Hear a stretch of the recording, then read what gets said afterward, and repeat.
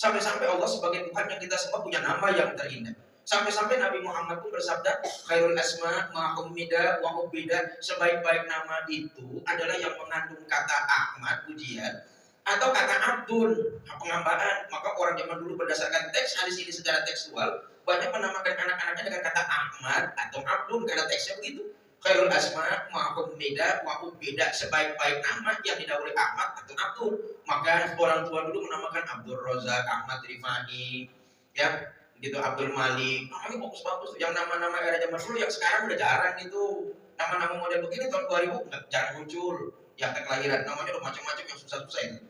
Ya sekarang itu bahkan sampai 5 gerbong namanya susah diapalin itu. Nah Bapak Ibu yang saya hormati, sekali lagi kenapa Al-Quran tidak mengabadikan itu? Karena menunjukkan sebuah isyarat kepada kita, jangan menamakan sesuatu yang jelek, termasuk kepada musuhmu sendiri, jangan namakan yang jelek. Apalagi itu properti ataupun nama-nama kita, jangan nama yang jelek. Kasih nama yang bagus, bahkan nanti di akhirat Allah akan memanggil nama-nama kalian dengan nama-nama yang indah. Maka perindah nama, perbagus nama. Jangan sembrono dengan nama. Jangan bikin nama yang jelek bagi kamu atau bagi musuhmu sendiri juga. Kamu salah. Kita ini sekarang ini sudah terkontaminasi dengan media sosial atau pertengkaran politik, sehingga akhirnya bikin nama-nama tuh buat saingan politik udah jelek-jelek.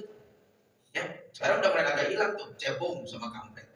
Dulu di media sosial cebong sama kampret.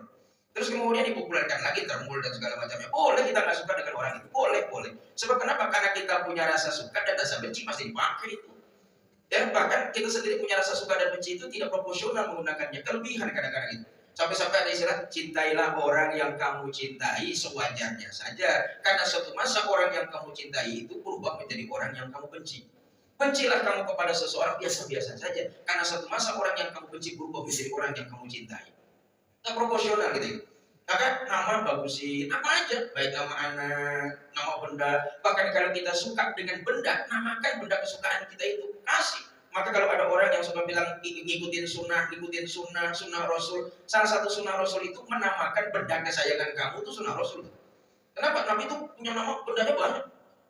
Untanya yang dia beli dari Abu Bakar, kemudian dia pakai keseharian dari mulai hijrah sampai matinya unta tersebut dinamakan Qaswa.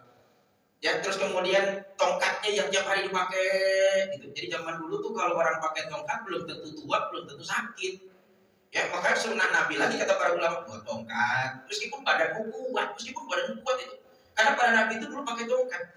Bukankah yang paling populer itu tongkatnya Nabi Musa alaihissalam? Nabi Musa itu bukan orang sakit pakai tongkat itu.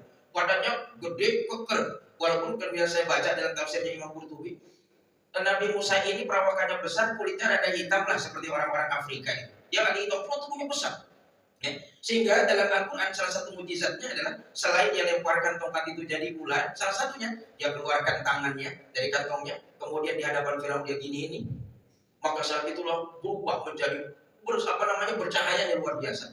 Tuh begini Nabi Musa, cahayanya luar biasa di tangannya. Ini sebelum ada Iron Man-nya Sahroni belum, gitu ya. Ini udah pakai duluan nih. Nah kalau itu bukankah itu Nabi Musa menggunakan tongkat, sehingga kalau ada orang yang tanya, masih guna lagi pakai tongkat, sunnah Nabi itu bagiannya. Ya maka ulama-ulama dulu pakai, sampai Nabi Musa ditanya, apa itu? Wahai Musa, di tanganmu tongkat, saya pegangan ke sini dan kemudian saya suka ngumpulin daun buat ngambilin daun-daunan buat kambing saya yang saya berikan makan. Nabi Muhammad pun pakai tongkat, jadi namakan mamsyuk namanya. Pedangnya yang paling populer di tengah kita sampai jadi nama orang, padahal itu nama pedang Zulfiqar namanya. Kalau gitu kita punya kendaraan, mau mobil kita pakai senangnya luar biasa, pakai kasih nama yang bagus itu. Ya, itu maka saya kan punya mobil satu-satu yang pernah saya bawa sini, Jeep itu udah 15 tahun saya pakai. Saya namakan itu si ganteng lah, gitu ya. Kalau mau pergi mau pakai mana, Pak? Pakai si ganteng aja. Gitu. Kenapa rasa sayang? Karena menamakan benda dengan nama-nama baik akan muncul rasa sayang kita terhadap benda itu. Ya namain yang baik-baik, jangan namain yang jelek-jelek. Semua kasih nama, termasuk bagian dari sunnah Rasul. Cukup zaman dulu saja orang namain sesuatu jelek, ada gardu-gardu tuh, ada nama-namanya. Saya nggak begitu suka dengan budaya agama itu, ada si bengal, si bangor, segala macamnya. Jangan namanya model kayak begitu. Namanya bagus-bagus. Sekarang orang bilang nama jelek.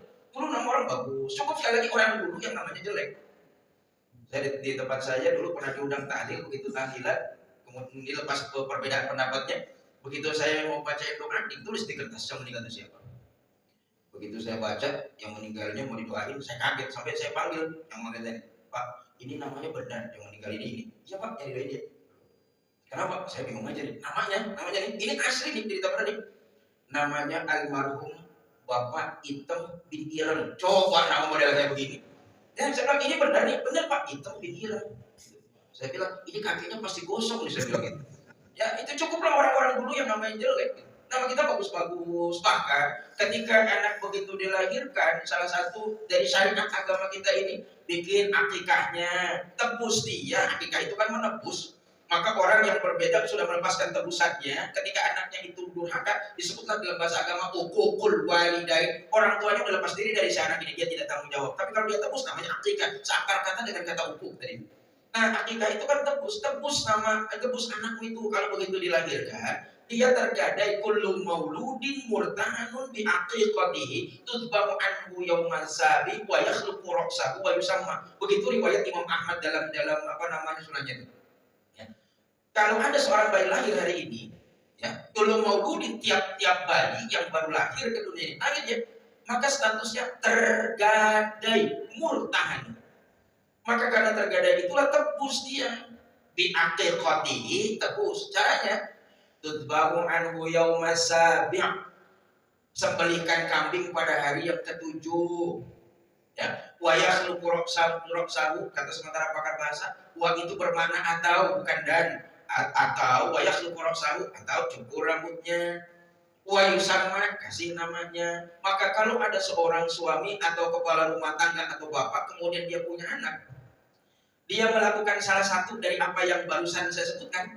Setiap bayi yang baru lahir maka tergadaikanlah dia sampai orang tuanya menebusnya dengan nyembelih kambing hari ketujuh, atau mencukur rambut, atau memberikan nama. Maka si orang tua atau si bapak ini sudah menebus anaknya masuk ke tangannya dia.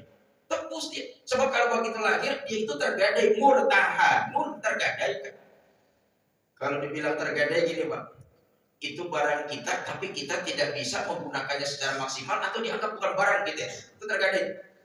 Kalau ada orang yang bawa motor kemudian datang ke pegadaian, begitu datang ke pegadaian motornya motor warna hitam, digadaikanlah motor itu, STNK-nya nama dia, BPKB-nya nama dia, motornya warna hitam, terus kemudian masuk ke pegadaian, digadaikan oleh dia. Motornya diganti nggak warnanya? Ganti nggak? STNK-nya diganti nggak? Nggak. BPKB-nya namanya diganti nggak? Enggak. Terus banget bang pernah ngegadain barang ini sih. Semua jawabnya sama enggak.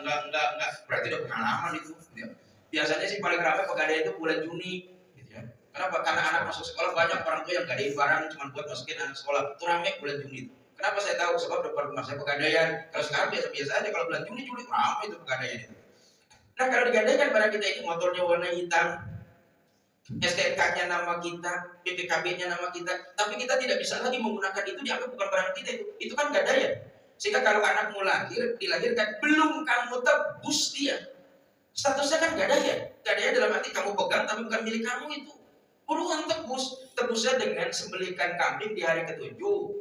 Kemudian cukur rambut, kasih nama. Kalau salah satu saja menurut Imam Ahmad ini, kalau salah satu saja dilakukan oleh orang tua terhadap si bayi ini, dia sudah menebus anaknya, sekarang jadi miliknya itu.